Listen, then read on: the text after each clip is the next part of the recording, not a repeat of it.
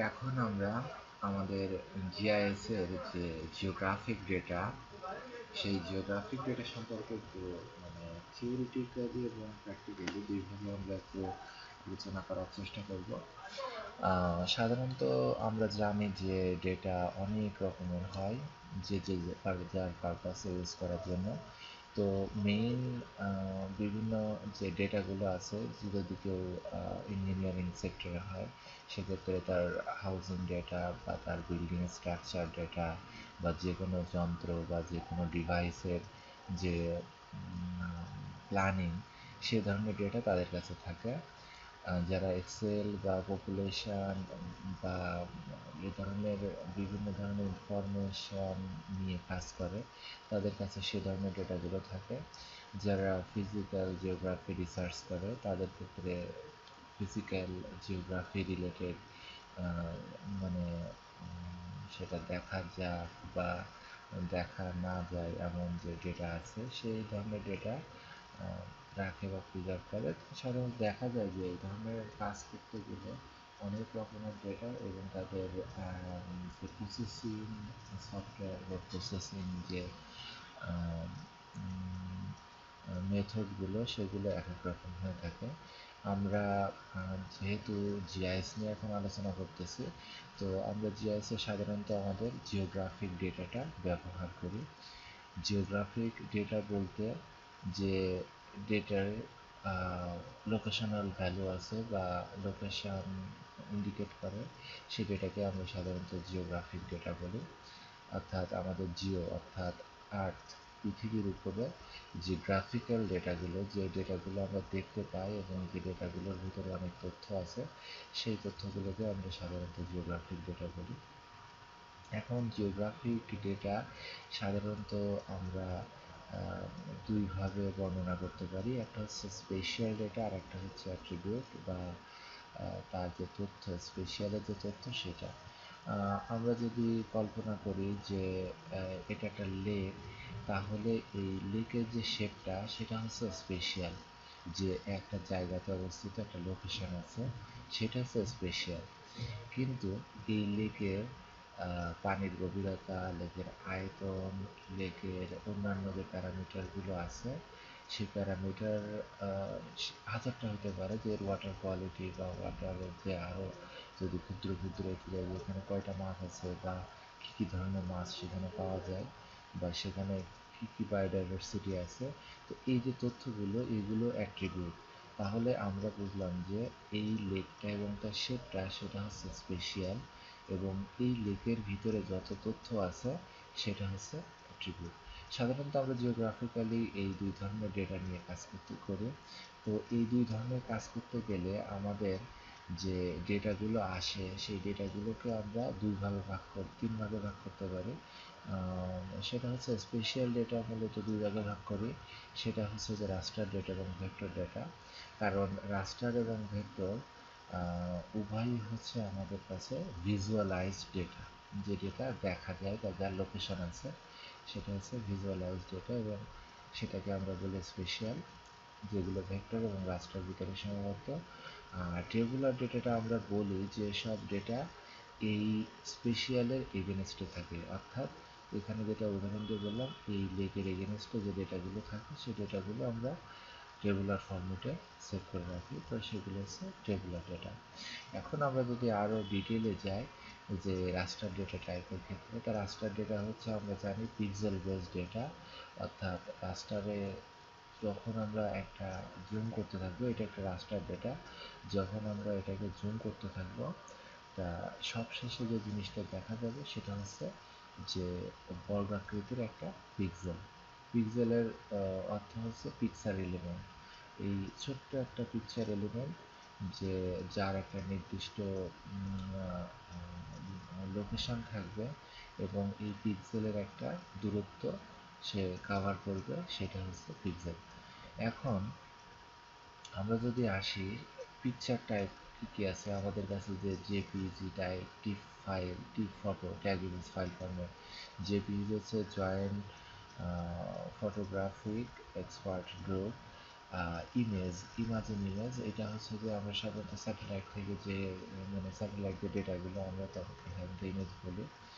আর satellite থেকে আরও যে এরিয়াল ফটোগ্রাফ দেয় বা আরও যে ডেটাগুলো দেয় সেগুলো ডেম হচ্ছে ডিজিটাল এলিভেশন মডেল।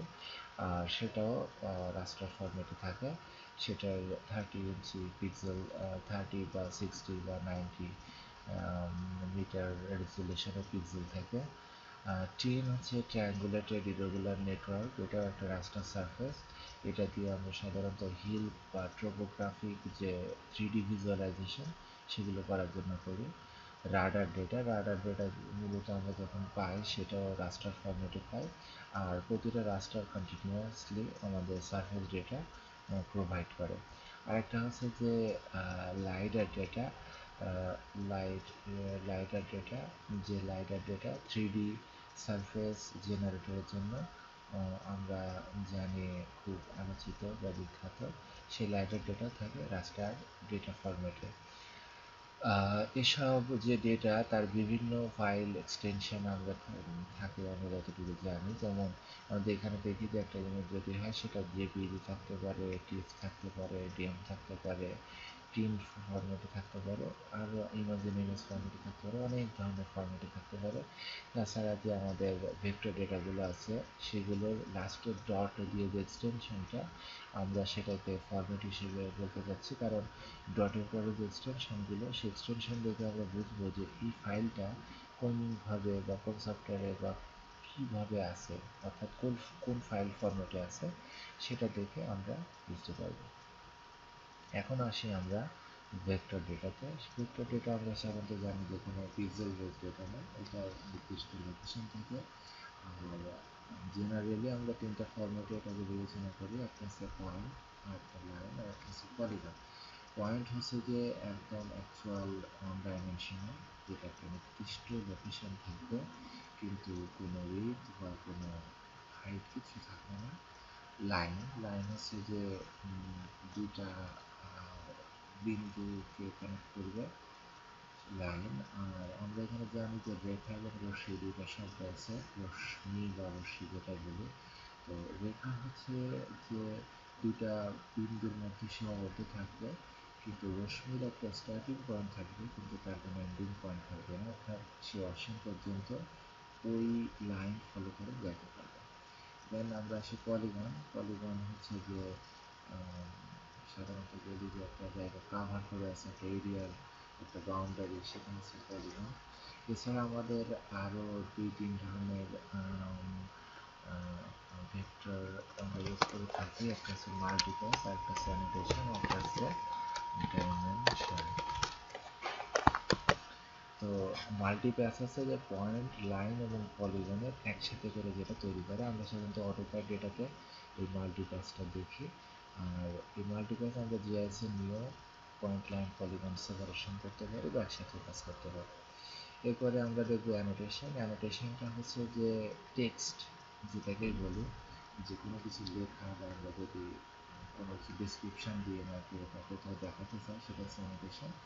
কিন্তু অ্যানোটেশনের সাথে টেক্সটের একটা পার্থক্য হচ্ছে অ্যানোটেশন একটা নির্দিষ্ট লোকেশনে থাকে, অর্থাৎ আমাদের যে স্পেশাল যে ডেটা যেটা বলি যে পৃথিবীর কোনো একটা জায়গাতে কোনো একটা লেখা আছে, সেই লেখাটা ঠিক ওই জায়গাতেই থাকবে। ম্যাপ যতই নাড়াচাড়া করা হয় ওই জায়গা থেকে ওই লেখাটা কখনোই যাবে না, সেটা হচ্ছে অ্যানোটেশন। আর নর্মাল টেক্সট হচ্ছে যে ম্যাপ আমরা যখন নাড়াবো তখন নর্মাল টেক্সটটা একদিকে টেক্সটের লোকেশনে থাকবে কিন্তু ম্যাপটা ওইখানে যখন আমরা এদিক ওদিক করবো তখন ওই টেক্সটটা সেখান থেকে সরবে না, অর্থাৎ ম্যাপের সাথে ওই টেক্সটের কোনো লিঙ্ক বা লোকেশনাল রিলেশন থাকে না, কিন্তু অ্যানোটেশনে ওই জিনিসটা থাকে। ডাইমেনশন, ডাইমেনশনটা হচ্ছে যে আমরা যখন দুইটা নির্দিষ্ট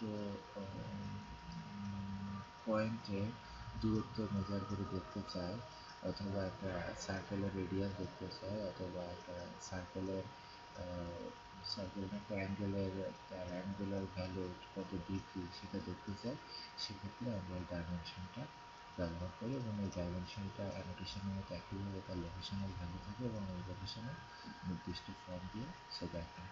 তো এইগুলো তো আমাদের গেল ভেক্টর ডেটা। এবং ভেক্টর ডেটা আমরা যদি এখন জানি যে অনেকগুলো ভেক্টর ডেটা ফরম্যাট থাকে আমাদের কাছে জিডিবি, এমডিবি, শেপ ফাইল, পিডব্লিউজি, এগুলো হচ্ছে সাধারণত ভেক্টর টাইপের। এছাড়া আমরা যে ইলাস্ট্রেটর ফাইল বা আমাদের যে কোরাল ড্রতে যে ক্যাড, কোরাল ড্রতে যে গ্রাফিক্স ফরম্যাটগুলো আমরা ব্যবহার করি সাধারণত, সেগুলো এই ভেক্টর ফরম্যাটে থাকে। আর ভেক্টর ফরম্যাটের সুবিধা আছে যে এটা যতই জুম করা হয় এটা কোনো পিক্সেল দেখা যাবে না। এরপর আসি যে ভেক্টর ডেটাতে কী ধরনের প্রপার্টিস, মানে কী ধরনের জিনিস থাকে। ভেক্টর ডেটা আমরা সাধারণত জানি যে এক্স, ওয়াই, জেড এবং এই তিন চার ধরনের ভ্যালু থাকে।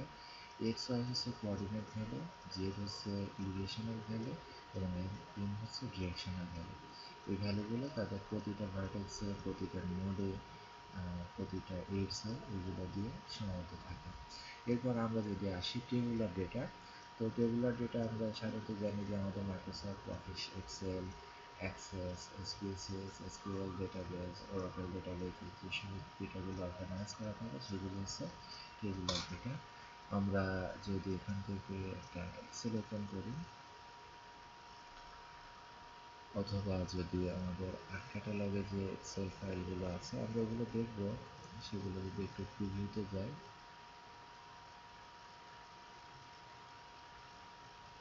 তাহলে দেখব যে এখানে আমাদের কয়েকটা কলাম এবং রো বেসিসে কিছু ডেটা দেওয়া আছে। যদি এখানে ক্লিক করি আমাদের ডেটা শিট আছে, ডেটা শিটে যদি বেঞ্চমার্ক হিসেবে আমরা এটাকে ক্লিক করি তাহলে আমাদের এই ডেটাগুলো শো করবে, এই ডেটাগুলো শো করবে। এইগুলো হচ্ছে যে আমাদের টেবুলার ডেটা। আমরা আগে বলছি যে স্পেশাল ডেটার এগেনস্টে এই ডেটাগুলো থাকে আমাদের। এদিকে যেগুলো বলি সেগুলোকে বলে একটা ফিল্ড, অর্থাৎ এক এক ক্যাটাগরির ডেটা আমরা এখানে সেট করতে পারবো। এখানে নেম, এখানে পপুলেশন, এখানে তার এরিয়া, এখানে অনেক কিছু সেট করতে পারবো। আর এদিকে হবে যে প্রতিটা ফিচারের যে ভ্যালু, অর্থাৎ এখানে নাম্বার ওয়ান ফিচারের একটা ভ্যালু, নাম্বার টু ফিচারের যে একটা ভ্যালু, নাম্বার থ্রি ফিচারের একটা ভ্যালু, এই ভ্যালুটা অসীম হতে থাকবে। অর্থাৎ এখান থেকে আমার যত ইচ্ছা একটা ফিচার এগেনস্টে আমি অনেক ভ্যালু সেখানে রাখতে পারি। এখন আমি ডেটাগুলো একটু যদি দেখতে চাই যে সাধারণত আমরা যে তিন ধরনের ডেটাগুলো এখানে দেখলাম সেই ডেটাগুলো যদি একটু ভিজুয়ালাইজ করি তাহলে ফার্স্ট আমরা একটা ল্যান্ডস্কেপের ডেটাকে দেখব, যে ইমেজ ফরম্যাটে একটা ডেটা, সেটার উপর যদি আমরা ক্লিক করি তাহলে দেখা যাচ্ছে যে একটা ইমেজ ডেটা আমাদের এখানে শো করতেছে। সেকেন্ড যদি যাই যে একটা টি ফরম্যাট ডেটাতে তাহলে ইমেজ, তাহলে সেই ডেটাটা আমাদের টিপ ফরম্যাটে শো করতেছে, কেমন শো করতেছে। এরপর আমরা আসি, আমাদের এখানে অনেক টেক্সট ফাইল আছে, যে টেক্সট ফাইলের ভ্যালুগুলো আমাদের এখানে দেখাবে। তারপরে জেপিজি ইমেজ আছে যেটা আমরা এখানে দেখতে পারি, জুম করতে পারি, এর ভিতরে যে ইনফরমেশনগুলো আছে সেগুলো এডিট করতে পারি। দেন এখানে ইফ ইমেজ স্টার ডিএম, এটা একটি ডিএম ফাইল অর্থাৎ এলিভেশন ফাইল। এখানে এলিভেশনের রেঞ্জ হচ্ছে হাই যত তত হোয়াইট, আর যত লো তত ডার্ক। এরপরে আমরা যদি একটা ইমেজের উপরে ক্লিক করি,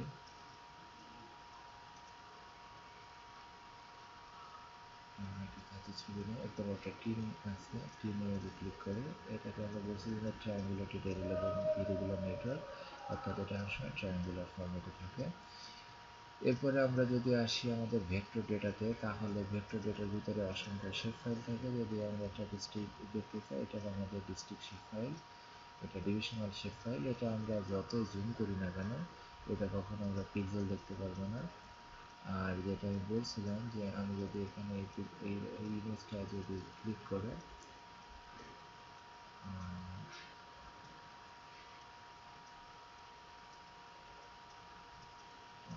কোনো একটা ইমেজ যদি ক্লিক করে তার শেষ সীমা পর্যন্ত এটা জুম করতে থাকে তাহলে অবশেষে একটা পিক্সেল দেখা যাবে। তো এখন আমরা সে ইন্টারন্যাশনাল, এটা একটা লাইন শেপ ফাইল।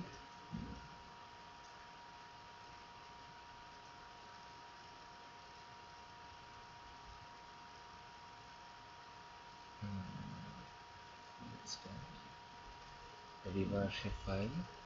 দেন আমরা যদি একটা ডেটাবেজে আসি, ডেটাবেজের ভিতরে এসে বললে অনেক ধরনের ফাইল থাকতে পারে। আবার যদি এটা হচ্ছে ক্যাড ড্রয়িং, আমরা যদি ক্যাডে ক্লিক করি তাহলে আমাদের যে ক্যাডের ড্রয়িংটা সেটা আমরা করতে পারবো। সাধারণত ক্যাডে বলছিলাম যে অ্যানোটেশন, মাল্টিপ্যাস, পয়েন্ট, লাইন, পলিগন এই ধরনের ভেক্টর এই ভেক্টর ফাইলগুলো থাকে। এরপরে যদি আমরা টেবিলে আসি, তা টেবিল ডেটাবেজের ভিতরে অনেক কিছু থাকে, যেমন এমডির ভিতরে ধরেন ট্র্যাক একটা ডেটাবেজ, আজকি ফাইল, এটা টেক্সট আকারেও ডেটা থাকতে পারে। তারপরে আমাদের এখানে ডিবিএফ, এক্সএলএস বিভিন্ন ফরম্যাটে আমাদের এই টেবিলের ডেটাগুলো আসতে পারে। তো আমরা এতক্ষণ ধরে যে জিনিসটা শিখলাম যে আমরা যখন জিআইএস এ কাজ করব অবশ্যই আমরা আর্ট সারফেসের ডেটা নিয়ে কাজ করব। আর আর্ট সারফেসের ডেটা বলতে আমাদের দুই ধরনের ডেটা তৈরি যাবে, সেটা হচ্ছে স্পেশাল ডেটা এবং অ্যাট্রিবিউট ডেটা। স্পেশাল ডেটা হচ্ছে যে আমরা যা কিছু শেপ দেখবো পৃথিবীর উপরে সব কিছু স্পেশাল ডেটা। আর ওই শেপের এগেনস্টে অর্থাৎ যদি একটা বিল্ডিংকে একটা শেপ ধরি তাহলে তার এগেনস্টে সেটা কত তলা, কত তৈরি, বিল্ডিংয়ের নাম কি, কত মিটার উঁচু, তারপরে তার পপুলেশন ক্যাপাসিটি কত, ডিপপুলেশন কত, নেট পপুলেশন কত, এই সমস্ত কিছু যদি দেখি তা সেগুলো হচ্ছে আমার অ্যাট্রিবিউট। আর স্পেশাল ডেটা আমরা বলছি যে দুই ভাগে ভাগ করা যায়, একটা হচ্ছে রাস্টার ডেটা, একটা হচ্ছে ভেক্টর ডেটা। আর টিভির ডেটা সাধারণত আমাদের টেবুলার ফরম্যাটেই দেখি। তো এই ছিল আমাদের জিআইএসের যে যত ডেটা আমরা ব্যবহার করি সেই ডেটার একটা থিওরিটিক্যাল ডেসক্রিপশন। এই ডেটা নিয়ে পরবর্তীতে যখন আমরা কাজ করব তখন এই জিনিসগুলো যদি আমাদের জানা থাকে তখন কাজ করতে অনেক সুবিধা হবে। তো ধন্যবাদ সবাইকে।